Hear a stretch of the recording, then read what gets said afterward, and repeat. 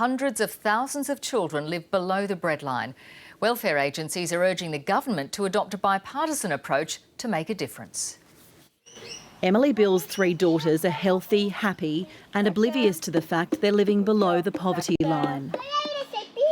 The 21-year-old mum and her partner both have jobs but live with his parents because they can't make ends meet. It makes me feel very exhausted and angry and upset, like I can't afford stuff that other people can afford. 25-year-old single mother Jessica Russell can't work because she can't afford childcare. On a bad week, I struggle to even feed myself.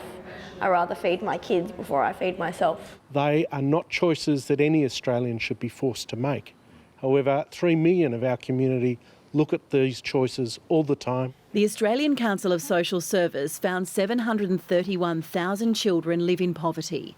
That's 17% of the nation's young people. The story of children in this report should alarm us all. The report found children from single-parent families are most at risk. They're 3 times more likely to live in poverty than those with 2 parents. Currently, 40% of children with a sole parent are living below the poverty line. We have absolutely cut family payments in a way that is making children live in poverty now. This has to stop. It's been 30 years since Bob Hawke tried to make child poverty history. By 1990, no Australian child will be living in poverty.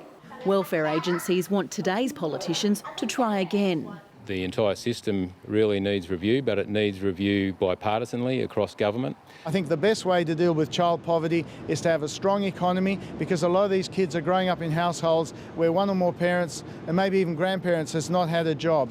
Emily Bills and Jessica Russell both plan to study next year. I don't want to miss out on anything, but it's what I have to do so I can survive. And what they both want to do for a brighter future.